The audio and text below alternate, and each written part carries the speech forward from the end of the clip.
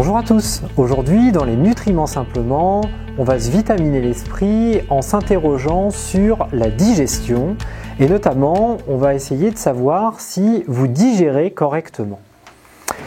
Alors la digestion c'est un des nombreux rôles de l'appareil digestif qui est chargé en fait de transformer un aliment complexe en molécules simples. Bref, des briques capables d'être réutilisées par l'organisme. Il fait appel notamment à l'intervention de protéines que l'on appelle des enzymes digestives. Ces enzymes digestives, ce sont elles qui vont couper les aliments en briques de base.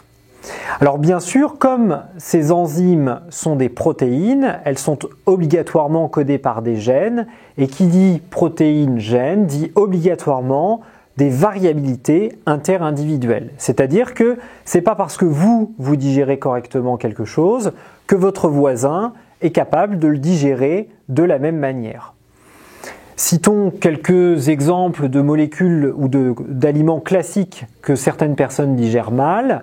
Les produits laitiers, notamment par la présence de lactose qui peut poser des problèmes digestifs chez certaines personnes qui ont perdu la capacité de digérer ce sucre.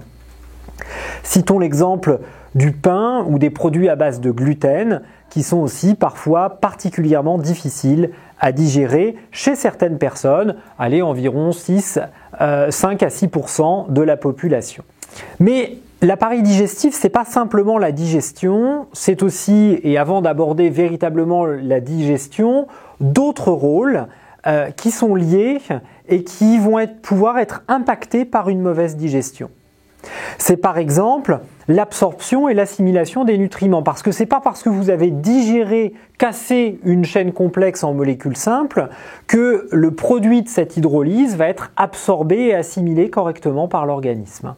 Donc derrière, l'assimilation des nutriments est une des fonctions, un des rôles de l'appareil digestif avec une sélectivité, absorber ce dont on a besoin, ne pas absorber ou limiter l'absorption des nutriments ou des composés qui pourraient être potentiellement nocifs.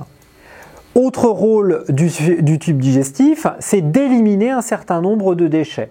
Des lipides, des fibres, et ça se fait notamment via la bile. Je vous rappelle que la bile qui est fabriquée par le foie se déverse dans l'intestin grêle et ensuite le contenu de ces sels biliaires et des déchets qui sont véhiculés par cette bile et ensuite les résidus de digestion peuvent être évacués par les voies naturelles.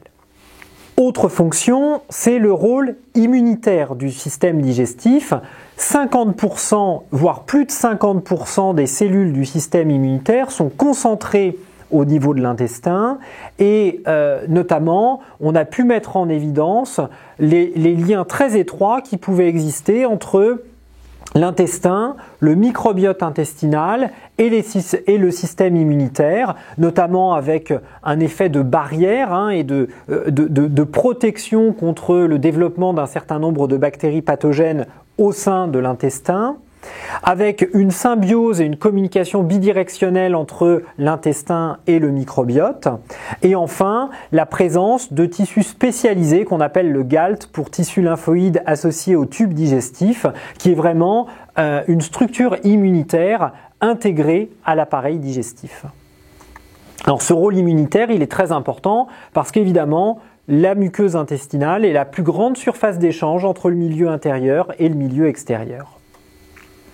Enfin, l'intestin est responsable, et le tube digestif de manière générale, est responsable de la sécrétion d'un certain nombre de composés, de molécules qui permettent la communication dans l'organisme, des hormones et des neurotransmetteurs qui vont avoir un impact ou des répercussions sur l'ensemble de l'organisme.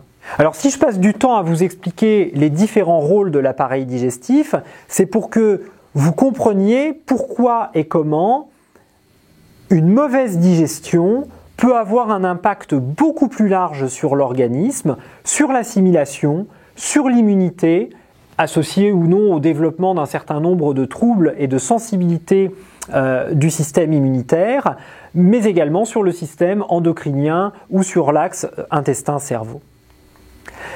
Alors en quoi consiste ce phénomène de digestion? Je vous l'expliquais, il consiste à transformer des molécules complexes en molécules simples.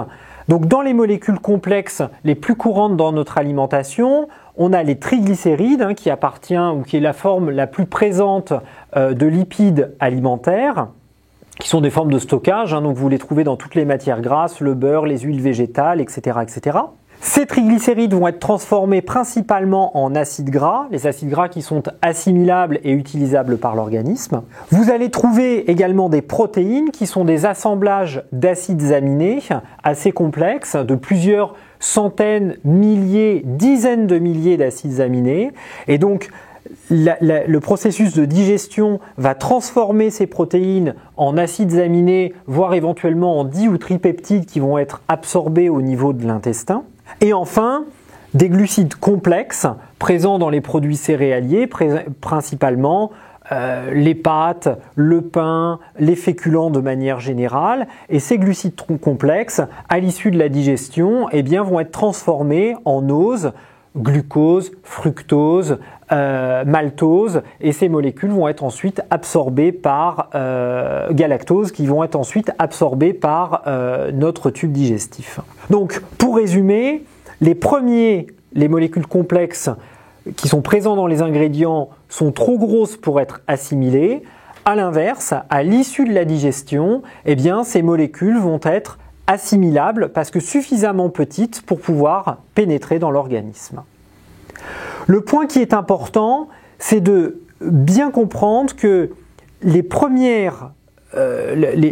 molécules qui sont présentes dans les aliments, c'est-à-dire ces grosses molécules qui sont complexes, si elles venaient à pénétrer dans l'organisme, elles pourraient engendrer une réaction du système immunitaire. On les qualifie de molécules immunogènes dans la mesure où elles sont capables justement d'interagir ou de faire réagir le système immunitaire.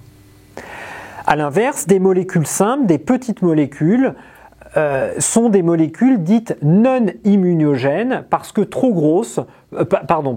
petites justement pour pouvoir interagir avec ce système immunitaire. Alors ça c'est particulièrement important, c'est un des fondements d'ailleurs de la micronutrition, le lien entre digestion et système immunitaire, et en l'occurrence, à l'origine de ce déséquilibre de l'axe immunodigestif, se trouvent des troubles de la digestion, une mauvaise transformation de ces molécules complexes en molécules simples. Alors, comment savoir si votre digestion est bonne ou mauvaise?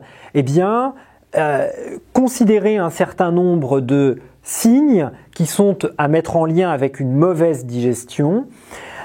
Par exemple, des troubles du transit. Si vous avez une tendance soit diarrhéique, soit à la constipation, alors c'est probablement que vous avez une mauvaise digestion, par exemple une mauvaise digestion des protéines ou une mauvaise tolérance des fibres.